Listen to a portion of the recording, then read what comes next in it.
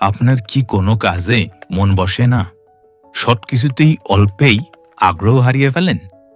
তাহলে আজকের এই গল্পটি আপনার জন্য।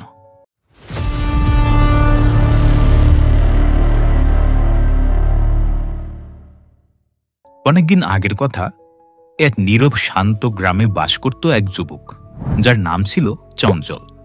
তার নামের মতোই তার মনও ছিল সর্বদা চঞ্চল। চঞ্চল ছিল এক অদ্ভুত রকমের ছেলে। তার উৎসাহ ছিল ক্ষণিকের। কোনো কাজেই সে মন দিয়ে করতে পারত না। নতুন কিছু শুরু করার প্রবল আগ্রহ তার মধ্যে দেখা যেত, কিন্তু অল্প দিনের মধ্যেই তার সেই আগ্রহ উবে যেত। কিছুদিন কোমরের কাজ করতে করতে এরপরে কোমরের চাকা তার কাছে একঘেয়ে লাগত। সেটা বাদ দিয়ে শুরু করল কাঠের কাজ। কিন্তু কিছুদিন পর কাঠের পচা গন্ধ তাকে হাঁপিয়ে তোলে এবং সেই কাজও বাদ দিল। এরপরে শুরু করল ক্ষেতের কাজ। কিন্তু এই কাজও তার কাছে মনে হতো অনন্তকালের বন্দিদশা।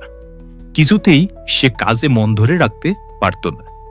একদিন চঞ্চল গ্রামের পাশে এক বটগাছের নিচে চিন্তিত মনে বসেছিল আর ভাবছিল কোনো কাজই তার ভালো লাগে না। সে আসলে কি করবে, কিভাবে কাজে সে মন বসাবে? সেখানে গ্রামের সবচেয়ে প্রবীণ ব্যক্তি তার কাছে দিয়ে যাচ্ছিলেন। তাকে দেখে জিজ্ঞাসা করল, কি হয়েছে দাদু ভাই, তোমাকে এত চিন্তিত দেখাচ্ছে কেন? চঞ্চল দীর্ঘ নিঃশ্বাস ফেলে বলে, দাদু, আমার কোনো কিছুতেই মন বসে না। আমি অনেক কাজ শুরু করি, কিন্তু কোনোটাতেই শেষ করতে পারি না। আমার মনে হয় যেন আমি কোনো কাজেরই নই, কোনো কাজই আমার দ্বারা সম্ভব নয়। দাদু ধীরে ধীরে হাসেন আর বলেন, তুমি কি কখনো নদীর দিকে ভালো করে তাকিয়ে দেখেছো দাদু ভাই? চঞ্চল আশ্চর্য হয়ে বলে, নদী? হ্যাঁ, দেখেছি তো। দাদু বলে, সেই নদী কি এক জায়গায় স্থির থাকে নাকি অবিরাম বয়ে চলে? চঞ্চল বলে, অবিরাম বয়ে চলে। দাদু, কেন অবিরাম বয়ে চলে বলে তোমার মনে হয়? চঞ্চল, হয়তো তার কোনো নির্দিষ্ট গন্তব্য আছে যেখানে সে পৌঁছাতে চায়, এই কারণে। দাদু বলে, ঠিক বলেছ। মানুষের জীবনও অনেকটা নদীর মতো। যদি তোমার কোনো স্থির লক্ষ্য না থাকে, তবে তুমিও চঞ্চলের মতো উদ্দেশ্যহীনভাবে ঘুরে বেড়াবে, কোনো কাজেই মন বসাতে পারবে না। দাদু ভাই শোনো, মনোযোগ হলো সেই শক্তি যা একটি স্রোতকে খালে আবদ্ধ করে বিদ্যুৎ তৈরি করতে পারে। তোমার মনের শক্তি বিক্ষিপ্ত হয়ে নষ্ট হচ্ছে। তোমাকে একটি নির্দিষ্ট বিষয়ে মনোযোগ দিতে শিখতে হবে।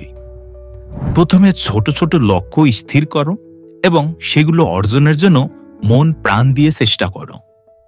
যখন তুমি একটি ছোট কাজ সফলভাবে শেষ করবে, তখন তুমি দেখবে তোমার আত্মবিশ্বাস বাড়বে এবং অন্য কাজেও মন বসাতে পারবে। আগ্রহের সাথে চঞ্চল বলে, কিন্তু আমি কিভাবে বুঝবো কোন কাজ আমার জন্য সঠিক? দাদু বলে, তুমি সেই কাজটি খুঁজে বের করো যা করতে তোমার ভালো লাগে, যা তোমাকে আনন্দ দেয়।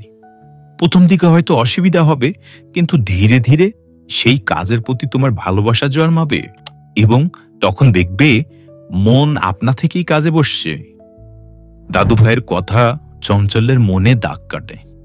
সে প্রথমে একটি ছোট্ট বাগানের পরিচর্যা করার সিদ্ধান্ত নেয়। প্রথম দিকে তার মন উসখুস করলেও গাছের সবুজ পাতা আর ফুলের রং তার মনে এক নতুন শান্তি এনে দেয়। সে প্রতিদিন নিয়ম করে বাগানে কাজ করতে থাকে। ধীরে ধীরে চঞ্চল বুঝতে পারে, মনোযোগ আসলে কোনো জাদু নয়, এটা একটা অভ্যাস। ছোট ছোট সাফল্যের মাধ্যমে সে আত্মবিশ্বাস ফিরে পায় এবং একসময় সে গ্রামের একজন দক্ষ কারিগর হিসেবে পরিচিত হয়। এই গল্পের শিক্ষা হলো, আমাদের মন একটি অস্থির ঘোড়ার মতো, তাকে লাগাম পরানো প্রয়োজন। যদি কোনো কাজে মন না বসে, তবে হতাশ হওয়ার কিচ্ছু নেই। প্রথমে ছোট ছোট লক্ষ্য স্থির করুন এবং ধৈর্য ধরে সেগুলোর দিকে মনোযোগ দিন। মনে রাখবেন, একটি স্থির মনই সাফল্যের চাবিকাঠি। যে মন কোনো একটি কাজের গভীরে ডুব দিতে পারে, সেই মনই নতুন কিছু সৃষ্টি করতে পারে। তাই নিজের ভেতরের চঞ্চলতাকে নিয়ন্ত্রণ করুন এবং খুঁজে বের করুন সেই কাজ যা আপনার মনকে শান্তি এনে দেয়।